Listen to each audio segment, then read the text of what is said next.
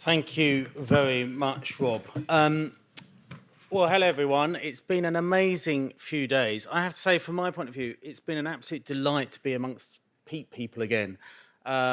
You probably wouldn't know, but in the late 1990s, I was really heavily involved in campaigning around peat at the national level, trying to get the peat ban. Still didn't quite do that, but we did manage to get peat cutting stopped on places like Thorne and Hatfield Moors and other places as well. And it was a pretty small group of us that were involved in that at the time. Rob Stoneman was one of them.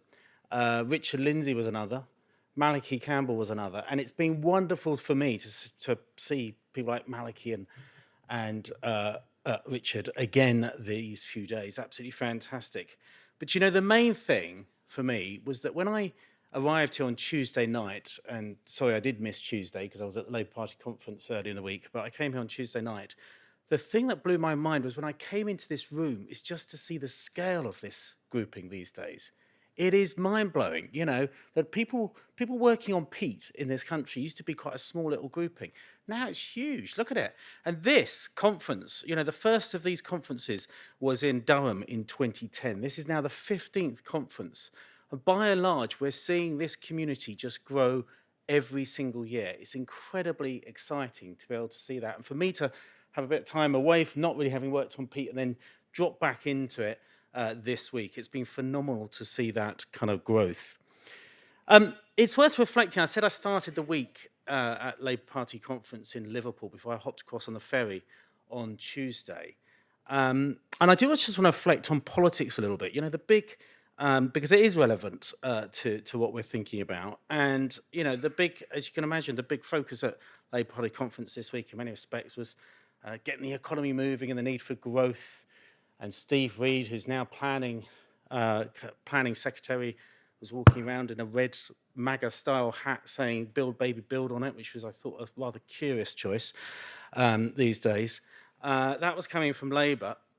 And then, in case you haven't heard, this morning, really quite shocking, I would say, the Conservative Party have announced plans, should they get back into government, which doesn't look very likely for a long time at the moment, but anyway, they said that they plan to scrap the Climate Change Act. This was, of course, introduced in 2008, was world-leading, has now been copied in over 100 countries around the world. And Kemi Badenoch says she wants to put economic growth and cheap energy first.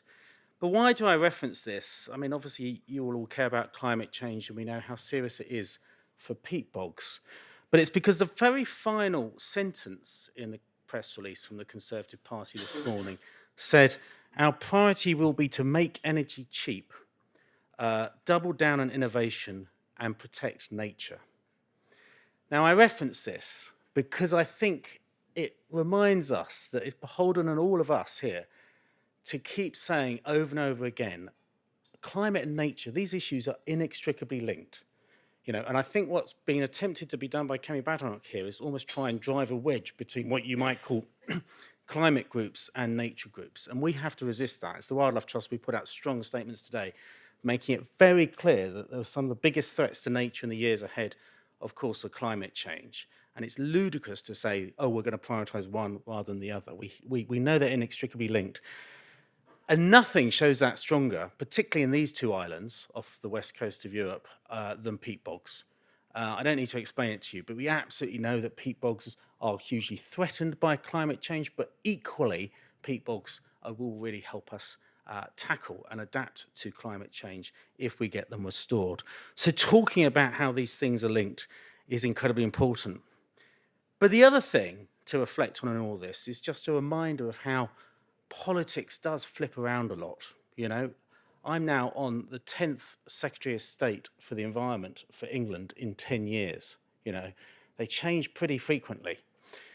And that makes us think that although it's important for the likes of the Wildlife Trust and others to engage in politics and policy and try and shift that, actually what's also really important is that we just get on and do stuff on the ground, because politics is flip-flopping all over the place every year. Actually, if we can deliver, if this community delivers on the ground, well, guess what? While politicians are busy arguing with each other, we're getting on and doing stuff. And what I've found so amazing these last couple of days is to learn just the extent to which peat restoration is now happening at scale across these two islands. Really impressive. We talked about that the highlight this morning was for me that panel, not because I chaired it, but of that sense of green skills, that sense of young people coming through into this community, learning skills, seeing this as a job and as a career, peat restoration. And that gave me an enormous amount of hope.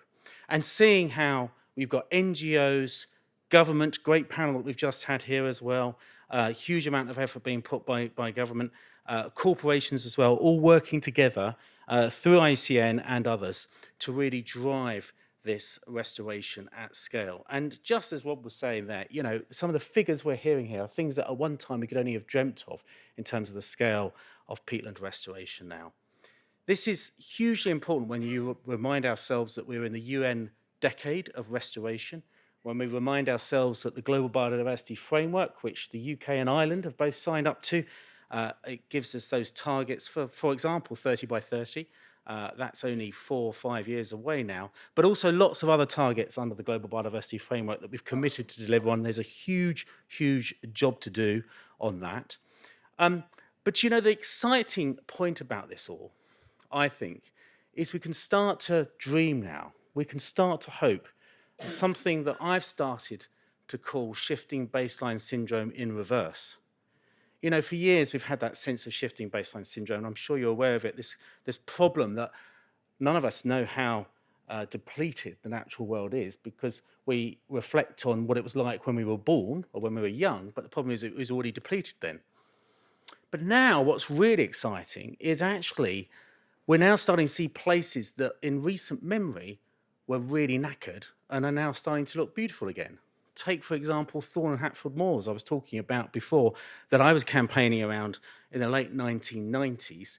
When I first saw it in the late 1990s, it was astonishing for me to see this moonscape in Britain that looked like clear-cut rainforest or clear-cut logging or something in British Columbia. And there it was in South Yorkshire, this devastated landscape.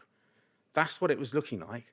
Now, it's not looking like that. Now it's actually looking like a proper bog again. And I can't wait to go and see it, hopefully again next year. It's been a few years since I've been now, but I can't wait to see it. And when you see the peatland restoration that's happening here as well, you see it happening everywhere now across these two islands. It's astonishing to be taking these knackered old bogs, that were bogs, and actually giving them life again, bringing life back into it.